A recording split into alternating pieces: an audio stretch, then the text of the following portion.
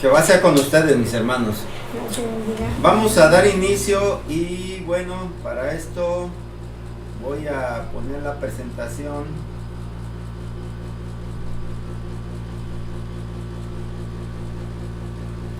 Esa es la que vamos a ver.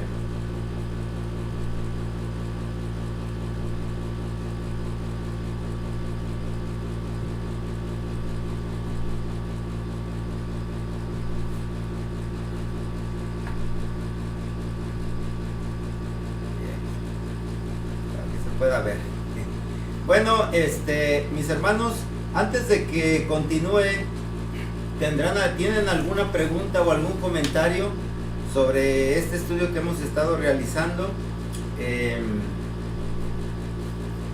Lo que corresponde a este tema o subtema del cristianismo.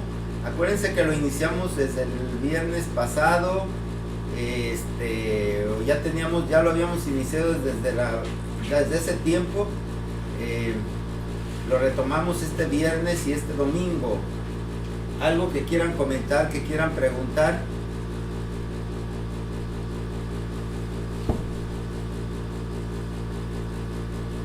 Nada, ninguna pregunta. Bueno, las preguntas entonces las voy a hacer yo. No se crean, mis hermanos. Hoy no voy a hacer preguntas porque necesitamos avanzar un poquito. Fíjense que el domingo nos quedamos precisamente con este texto que están viendo aquí en la presentación en la pantalla. Y dice: cuando hubieron orado, el lugar en que estaban congregados tembló, y todos fueron llenos del Espíritu Santo, y hablaban con denuedo la palabra de Dios.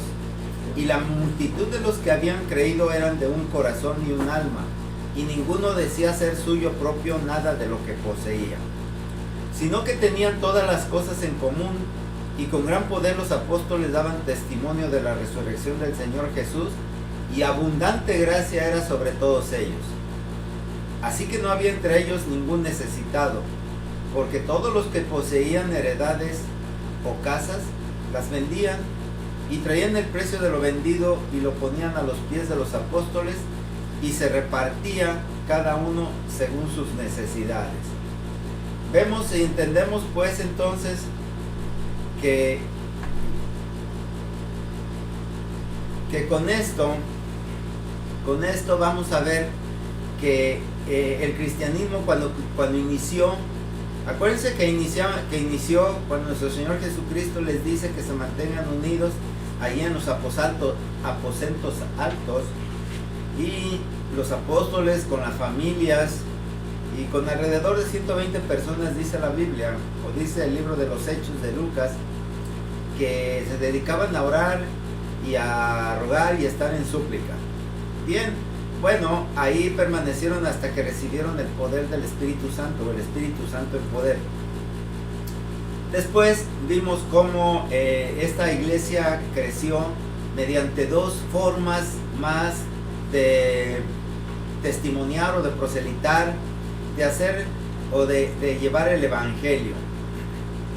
Esta forma, vamos a decir así, primera, era que a través de, bueno, de hecho, se las pongo. Dice pues, leíamos este texto de Hechos 2:36, en el que les hacían que redarguyera en su mente, en su corazón, su forma de vida. En este caso, decían los apóstoles, os decía Pedro en especial, y con otros apóstoles, cómo los convencían de que ellos habían matado a Jesucristo, y que ahora Jesucristo reinaba, había resucitado, y bueno, pues ellos se despertaron dos sentimientos de vergüenza, tal vez, no sé, pero al mismo tiempo también de temor, porque pues podría venir la respuesta de que alguien poderoso como Jesucristo pudiera hacerles. Bueno, de todo esto, bueno, ellos preguntan qué podemos hacer. Les dice: bautícense y pues arrepiéntanse de lo que han hecho y van a ser salvos. Y con eso, dice, se añadieron como 3,000 personas. Así que después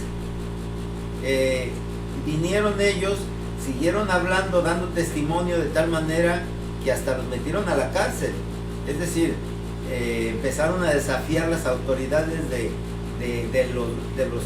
templo, a los saduceos, y dice aquí en el versículo que leímos de Hechos 4:1 que los sacerdotes con el jefe de la guardia y los saduceos, ellos fueron y los metieron a la cárcel, y pues se pusieron a ellos, predicaron al pueblo, y eso hizo que aumentaran en algo como 5,000 personas. Ya entonces estaríamos hablando para estos tiempos de que ya era bastante grande, pero aún podríamos considerar que era relativamente pequeña, porque no todos se congregaban exactamente, sino que eran los que ya se habían bautizado. Pero aquí en el versículo que estamos leyendo, Hechos 4 del 31 al 35, en donde dice que ahí donde estaban orando se manifestó entonces el poder del Espíritu Santo, y empezaron a replicar, a poner más énfasis en la palabra de Dios. Es decir, empezaron a hacer una gran labor. Pero ojo aquí, porque aquí hay una gran influencia del Espíritu Santo, y lo más importante que quiero destacar ya en esta parte es la manera en la que cómo comenzaron, cómo crecieron, o más bien cómo se solidificaron, vamos a decirlo así, se cohesionaron como comunidad, como iglesia, porque decía que todos eran de un corazón y un alma, es decir, tenían los mismos intereses, mismos pensamientos, y eran solidarios. Ninguno decía ser suyo lo que tenía, sino que todas las cosas eran en común, eran para todos, y pues ahí repartían para todos. En esa manera, y con la manifestación del poder del Espíritu Santo, vemos cómo dice que había abundante gracia sobre todos ellos. Es decir, todos les prosperaban. Ninguno de ellos estaba necesitado, porque todos ponían todo lo que tenían, todos las vendían, lo ponían, y todos se juntaban. Aquí no sé, yo no creo, que estoy seguro de que fueran los 8,000 y tantos que ya estaban reunidos ahí, porque realmente pues las poblaciones en esa época no eran tan grandes. Sin embargo, bueno, debía de ser una buena cantidad, pero relativamente pequeña, que de tal manera que todavía podía haber un control, una solidaridad y una identidad de cada uno de ellos.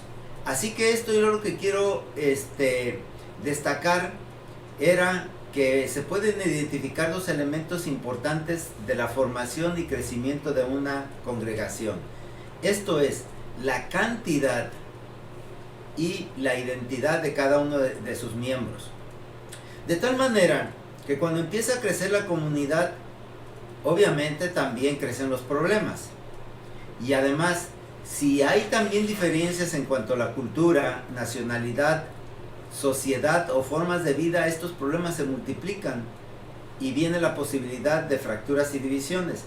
Yo el domingo comentaba que precisamente así comenzó nuestra congregación, cuando nuestro hermano Ramón, juntamente con algunos de nuestros hermanos, que por ahí resultaría interesante realizar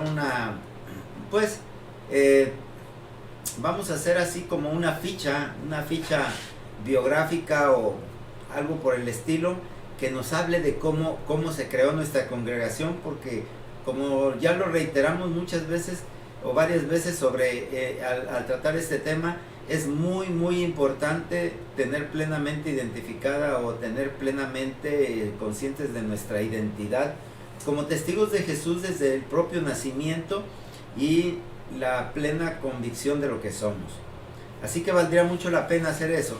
Pero recordando precisamente cómo nuestro hermano Ramón se juntó con algunos de sus conocidos por ahí, no sé en qué términos o cómo lo haría, pero decidieron unirse y crear una especie de escuela.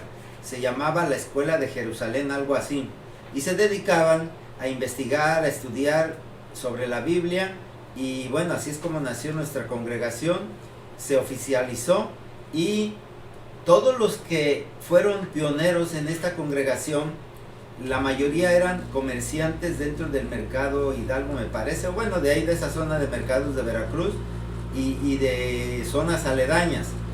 Y de igual manera, siendo todos prácticamente comerciantes, creció hasta también identificarse con los de la Ciudad de México y con otras partes.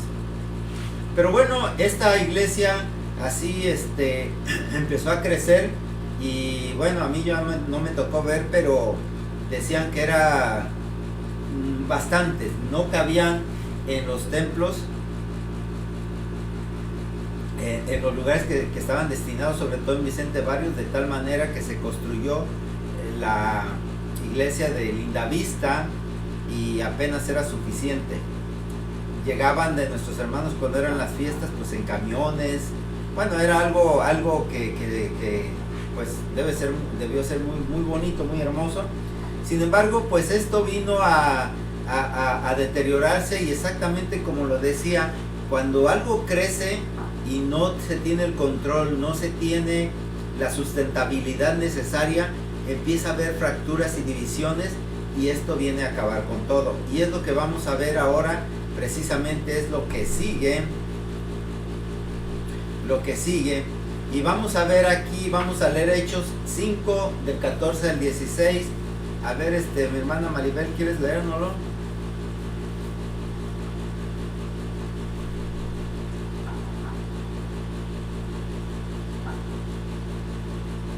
Una disculpa, pero no pude abrir la aplicación en la computadora. Estoy con mi celular. Pero sí tienes Biblia. Y los que creían en el Señor aumentaban más, gran número así de hombres como de mujeres, tanto que sacaban los enfermos a las calles y los ponían en camas y lechos para que al pasar Pedro, a lo menos su sombra cayese sobre alguno de ellos. Y aún de las ciudades vecinas muchos venían a Jerusalén trayendo enfermos y atormentados de espíritus inmundos, y todos eran sanados. Bien, gracias. Nos damos cuenta entonces cuál era el entorno en el que ya estaba esa congregación bien cohesionada, en la que, como antes decía, todos se solidarizaron, compartían todo, convivían y nadie tenía posesiones. ¿Y qué era lo que pasaba? Dice que creían en el Señor y aumentaban más, iban aumentando, tanto hombres como mujeres. Pero aquí lo que es importante es que, ¿por qué crecían? Miren, decían que había tanta gracia que sacaban los enfermos a las calles y los ponían ahí en sus camas y lechos, para que cuando pasara Pedro, cuando menos su sombra cayese sobre algunos de ellos, con la esperanza de ser sanados. Y también de las ciudades vecinas venían a Jerusalén trayendo enfermos y atormentados de espíritus inmundos, y todos eran sanados. Hoy en día, si hay una iglesia que empiece a predicar los milagros, a dar testimonios de esa manera, créanlo que se llena. Y hay muchos, y no nada más de ellas, inclusive muchas más. La iglesia misma católica con sus milagros, hay que recordar cómo tiene sus centros de peregrinación, porque ahí suceden muchos milagros. De hecho, bueno, yo puedo darles un testimonio, y para que vean la fuerza con que esto puede crecer, que en esto yo recuerdo que cuando éramos niños, mi hermano Rubén, el que es menor que yo, se enfermó de una disentería, una infección intestinal, pero para esa época y en un pueblo pequeño, pues era mortal para los niños. Y sí, yo presente todavía recuerdo cómo el médico le dijo a mi mamá que pues ya no había esperanzas, que le iba a poner un suero, y si lograba aguantar, creo que la noche, pues podían contar con él, pero que no aseguraba nada y que era el último y lo único que podía hacer. Y yo recuerdo que ahí pues tenía un tío muy devoto de una imagen, la Virgen de Talpa, y pues ellos le dijeron que se encomendara, que era muy milagrosa. Y él lo hizo, él tendría unos 7 años por alrededor. Él lo hizo y le pidió a la Virgen, y si lo sanaba, pues prometió hacer la manda. La manda era precisamente a lo que se comprometían, y era hacer un viaje a pie desde el lugar de origen hasta el lugar del santuario. Eran 3 días de caminar por la sierra. Y él lo dijo a esa edad que lo hacía. Y bueno, pues sobrevivió, se mejoró, y no pasó mucho tiempo cuando se llegó el día de la peregrinación, y a esa edad se fue con los grandes a hacer su manda, y lo hizo. Entonces, no nada más eso, también podría dar testimonio de otras muchas cosas que vi por ahí, pero eso alimenta mucho la mente y el corazón de las personas. Y claro que si sucede eso, pues claro que vamos a creer. Si vemos algo maravilloso, sí. Pero acuérdense que nuestro Señor Jesucristo dice algo muy importante: dichosos los que sin ver han creído. Esa es la parte importante. Y de eso yo quiero destacar algo. A ver, permítanme, déjenme ver si está aquí. No. Es ahí, hay una parte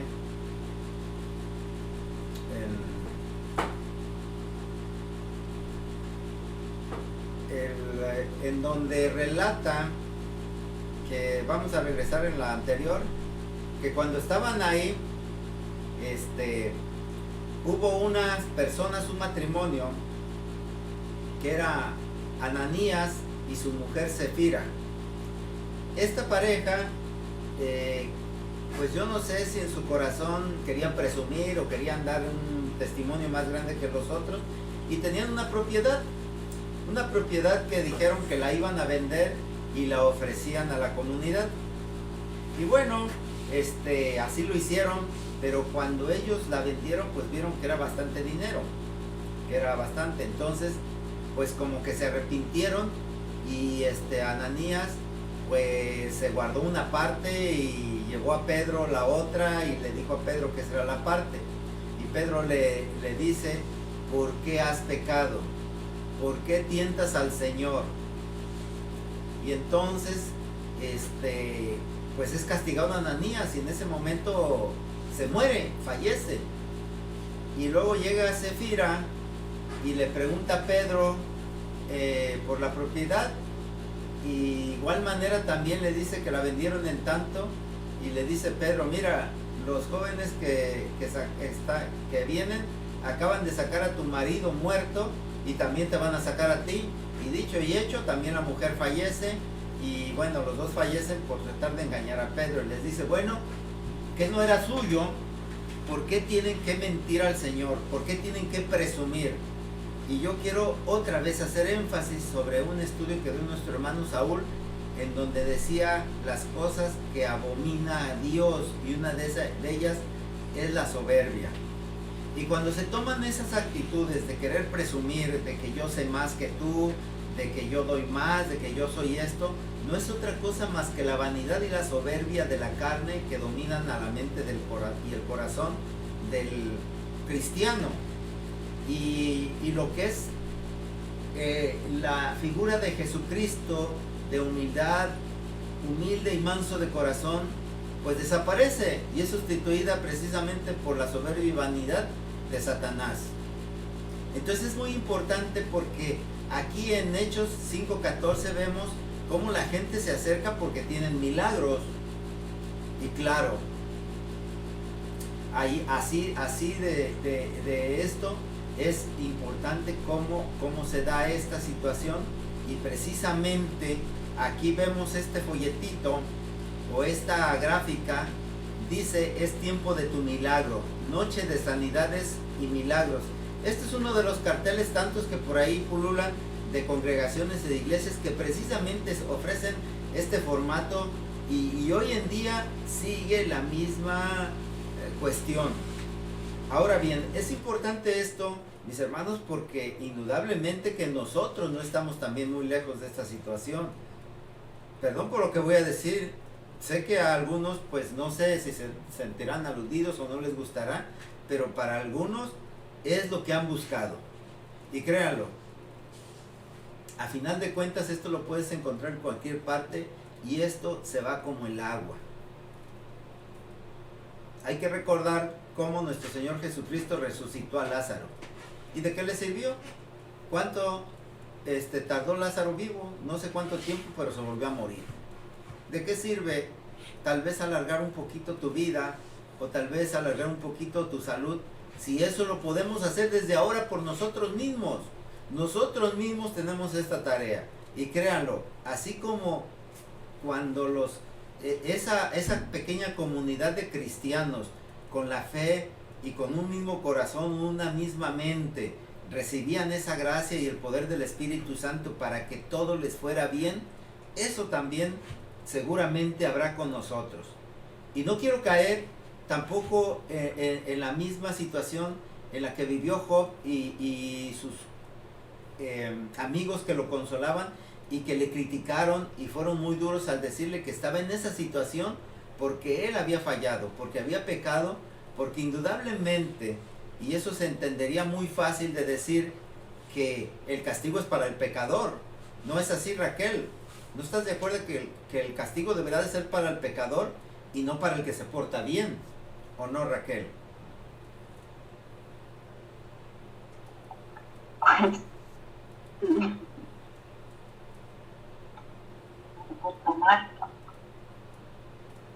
Debería, ¿no? Sí, debería. Pero no necesariamente sucede así. A veces sale al revés. Y precisamente era la situación que vivía Job. Y claro, sus amigos le decían que él había hecho algo malo. Entonces, de la misma manera, hoy podría decirles, mis hermanos, que a lo mejor no es porque nuestros hermanos que están enfermos es porque hayan hecho algo malo. Tal vez, y esto sí lo voy a decir, tal vez se descuidaron. Porque, perdón que lo diga, pero realmente a veces somos muy descuidados con nuestras maneras de vida, nuestra alimentación, cómo nos conducimos y muchos detalles de esos. Que valga esto también, cuando nuestra congregación empezó, eso se ponía mucho énfasis. Lo ponían, y recuerden nuestro hermano David, cómo vivía, cómo buscaba cuidarse. A veces no le salía tan bien, hay que aceptarlo, pero era porque ya traían esa formación de cuando nuestra congregación se formó, que buscaban también el procurarse una vida sana, una vida plena, una vida que sea de acuerdo a la voluntad de nuestro Dios, del Evangelio de Jesucristo. Y eso, pues obviamente, trae como consecuencias una buena salud y una buena, vamos a decir, plenitud en la vida. Pero esto no es ninguna garantía. Claro que pueden venir pruebas, pero también esto es lo importante, porque estando en esa condición, todo se puede superar y soportar sin ningún problema, con la esperanza de la gloria de la promesa de Dios. Y créanlo, nada puede ser más grande que esa promesa. Decía nuestro hermano Noé en uno de los estudios del domingo que aquí a esta vida habíamos venido a sufrir. Bueno, si a veces pensamos que así debe de ser, pero vean cuánto tiempo vamos a vivir en sufrimiento, aún que fuera toda la vida que nos queda, pues no pasa de 80 años según la Biblia. Sí, adelante, Polita.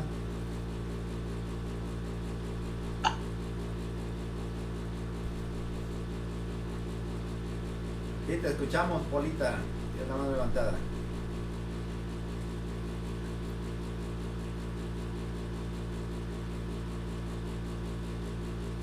No se oye, hola.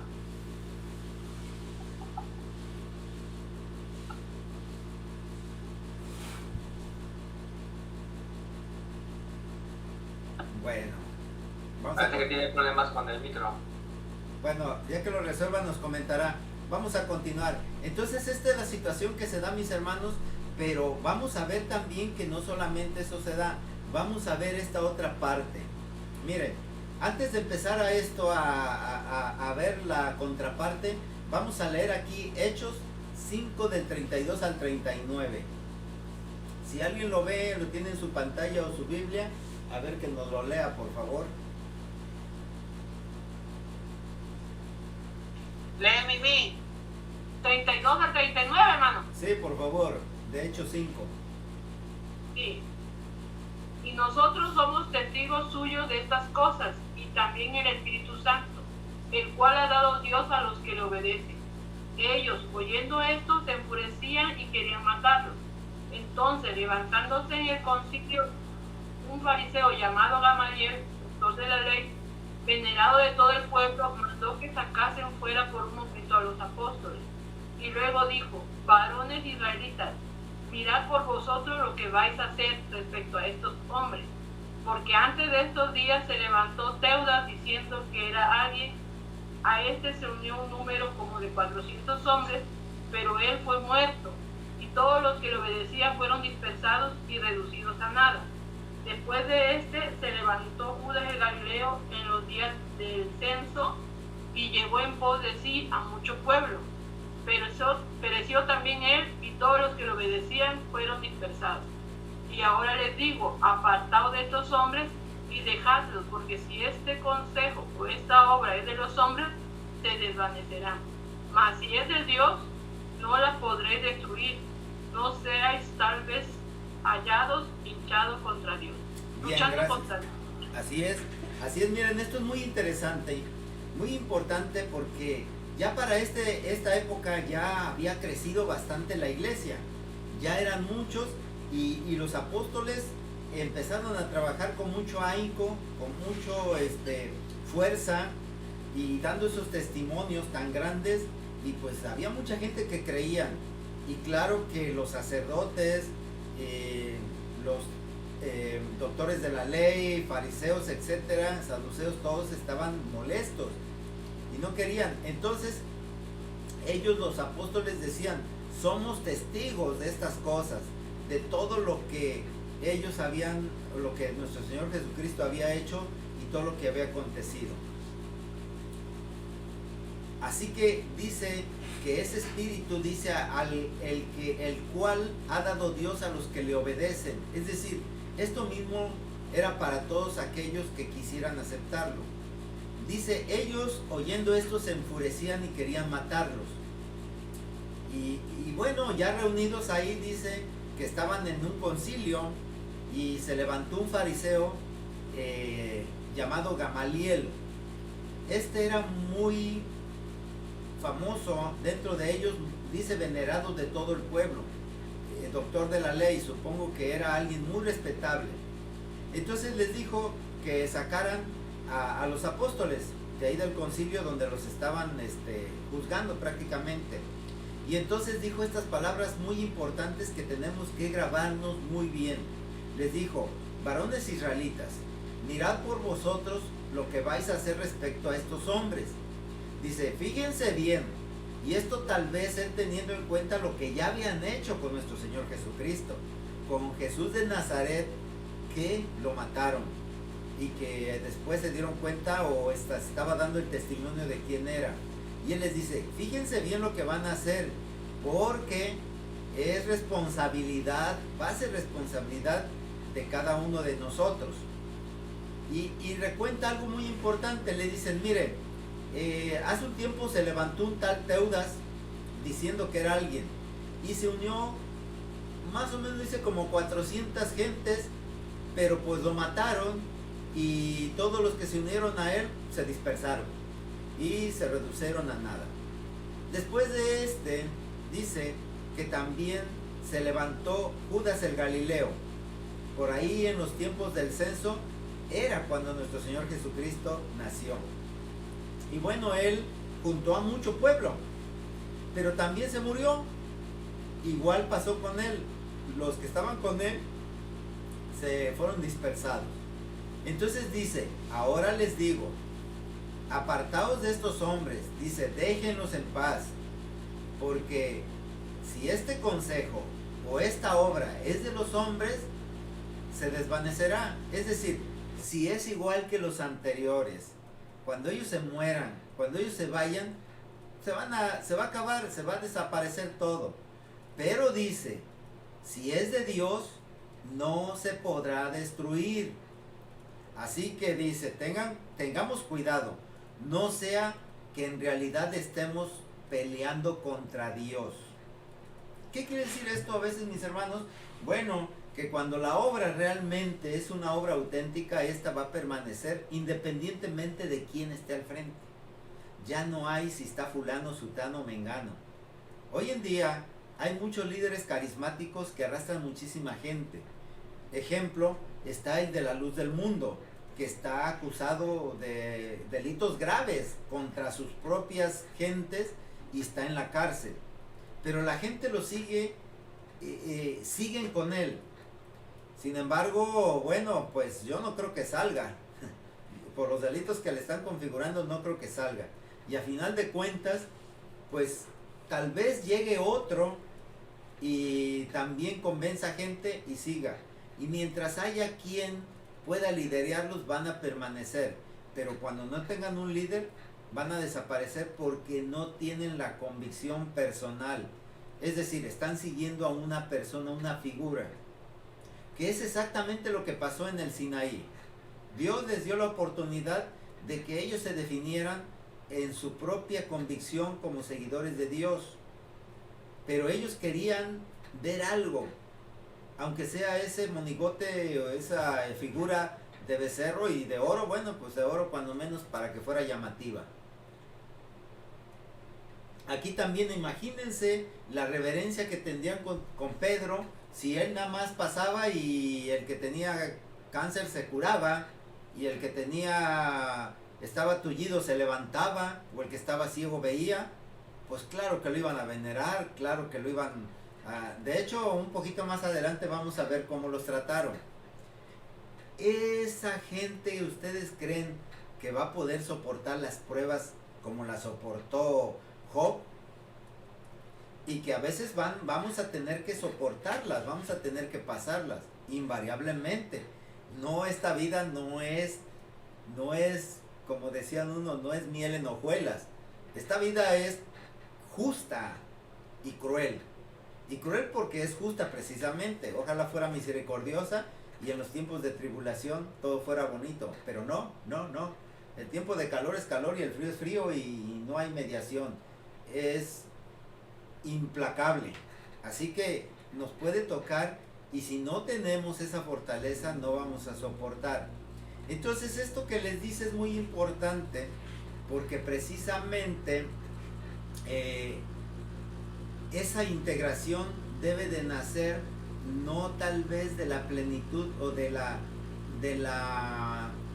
que se cumplan las necesidades, se satisfagan las necesidades de la carne, precisamente del vestido, de la comida, de la convivencia, etcétera, y que eso sea lo que haga que la gente permanezca. Ese sería el problema, y precisamente lo más importante va a ser esto. Vamos a leer Hechos, ahora nos pasamos hasta el capítulo 6. Capítulo 6, versículo 1 de Hechos. ¿Quién lo lee? Yo, mi hermano. Adelante. Aquellos días, como creciera el número de los discípulos, hubo murmuración de los griegos contra los hebreos. Las viudas de aquellos eran desatendidas en la distribución diaria.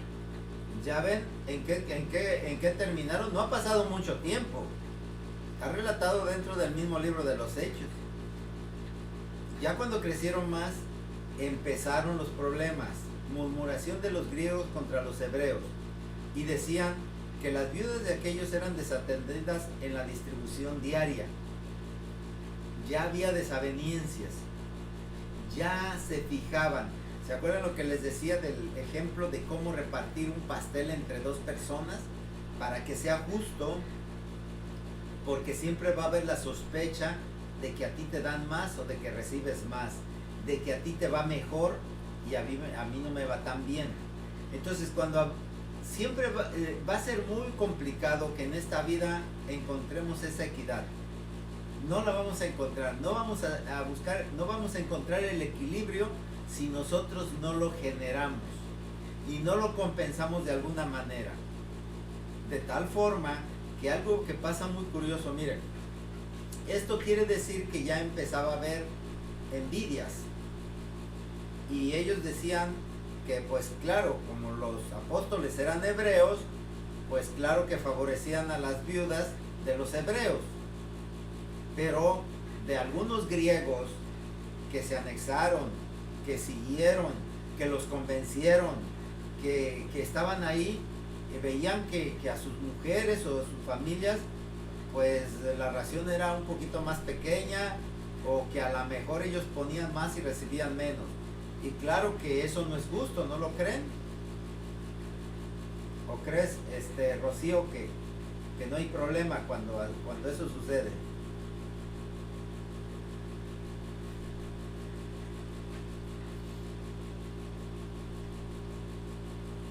¿Sí? No entendí tu pregunta, perdón. Sí. ¿Qué sucede cuando hay una inequidad? Cuando alguien cree que están favoreciendo a otro, como aquí en el caso de que los griegos decían que los apóstoles favorecían a las viudas de los hebreos. Empieza a surgir envidias, ¿no crees? ¿O crees que no es posible que esto suceda? Siempre. Cuando alguien cree que está favoreciendo a otras personas. Claro. Así es. Y de igual manera sucede cuando alguien trabaja un poquito más y con justa razón empieza a criticar a los que no trabajan. Y de esto yo me acuerdo de algo que tu abuelo platicaba mucho, Rocío, nuestro hermano David. Él decía, saben ustedes que él trabajaba en la construcción y obviamente cuando había una obra grande pues trabajaba mucha gente. Y decía que todos llevaban pues su lonche o su itacate y a la hora de la comida se juntaban todos, sacaban todo lo que tenían y pues como buenos compañeros repartían y unos a otros se convidaban. Y pues estaba bien. Yo creo que nuestro hermano David pues nada más llevaba aguacates y plátanos porque era lo que comía. Ahorita un momentito, Verónica, te doy la palabra. Entonces dice que había un joven que no llevaba comida y pues él tampoco les pedía ni decía nada, se sentaba a un ladito, pero ya viéndolo le decían, órale, vente, acomódate, y pues ya participaba. Y así fueron varias veces y pues hasta que dijeron, oye, pues como que ya se hizo costumbre y como que no es justo, ¿no? Nunca trae nada y siempre le comparte. Entonces, como ven, siempre hay un listo que dice, bueno, a mí también me va a tocar. A ver, adelante, Verónica.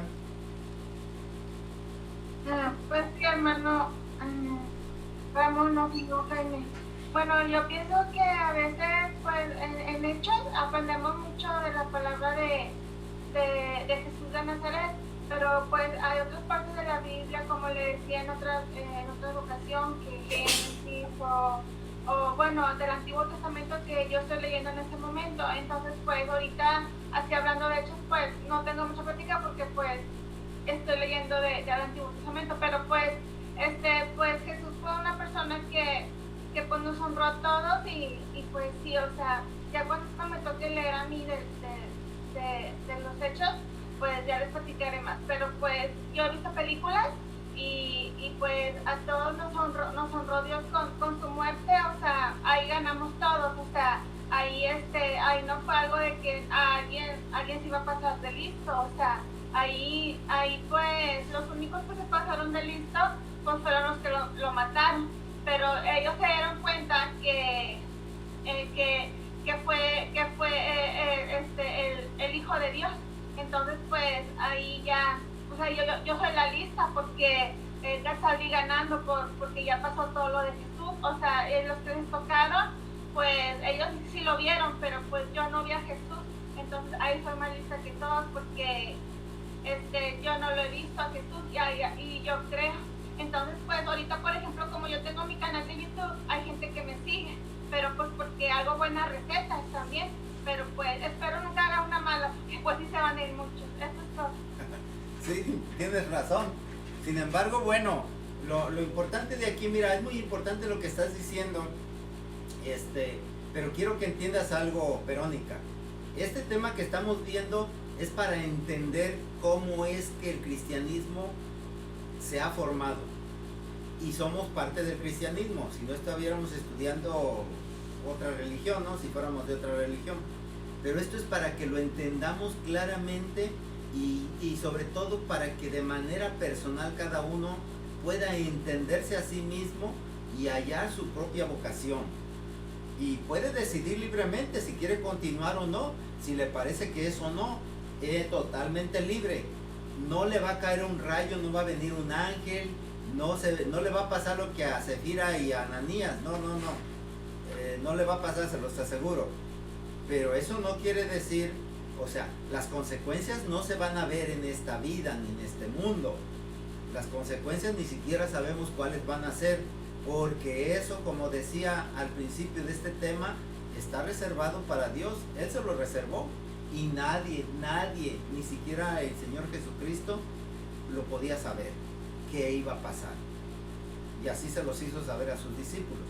Entonces, este tema más que nada es para eso. El libro de los Hechos hay que verlo como una historia, que es una historia bastante interesante, cautivadora, y que si la leemos bien, caray, se lleva de calle cualquier novela histórica de las que hay más famosas. Es mucho más agradable, más más emocionante, realmente atrapa a quien la lee. Y yo no sé realmente por qué muchos desprecian estos relatos, y esto es una gran verdad porque es la vida misma de nosotros. Bien, gracias por tu comentario. Y bueno, aquí lo importante precisamente es que nos demos cuenta que llega un momento en el que tenemos que ser muy congruentes con lo que creemos, y que hay que ser muy listos y solidarios, y sobre todo hay que tener siempre bien presentes que a Dios no se le puede engañar. El hecho de que nosotros creamos que porque lo ignoramos, o porque podemos engañar a alguien, o a nosotros mismos nos podemos autoengañar, a Dios no se le puede. Él conoce nuestros corazones, dice una parte de la Escritura que escudriña hasta el tuétano de nuestros huesos. Él nos formó y sabe todos nuestros pensamientos, aún más allá de lo que nosotros lo sabemos. Entonces, más vale que seamos honestos con nosotros mismos, y si algo tenemos, bueno, pues sacarlo y decir, porque a lo mejor vamos montados ahí en el carro donde nuestros hermanos van jalando y nosotros pues vamos arriba cómodamente, pensando que también vamos a participar de la gracia que se están ganando por jalar del carro. Hay que tener mucho cuidado con eso, porque dice nuestro Señor Jesucristo, ese día habrá dos moliendo, una será tomada y la otra dejada. Habrá dos en la misma cama, uno será tomado y el otro dejado. ¿Por qué lo dice? Bueno, pues porque la salvación es totalmente personal y no importa dónde estemos. Se supone que los dos que estaban moliendo estaban haciendo las mismas obras, la misma cosa, vivían igual, como una receta. Pues no funciona para todo mundo. Esto es personalizado y cada quien será responsable del resultado que vaya a tener. Bueno, mis hermanos, pues ya avanzamos aquí a otro aspecto más, y vamos a ver más adelante también cómo se sigue fraccionando, cómo se sigue dividiendo la iglesia, cómo siguen creciendo los problemas, y que si nosotros lo analizamos también para nuestro tiempo, vamos a ver que de alguna manera esto también puede ser muy parecido. Y bueno, vamos a dejar hasta aquí. Que Jehová, Jesús y el Espíritu Santo les bendigan. Vamos a dar vamos a continuar posteriormente, ya que ahora toca entregar la guardia. Que Jehová, Jesús y el Espíritu Santo les bendiga.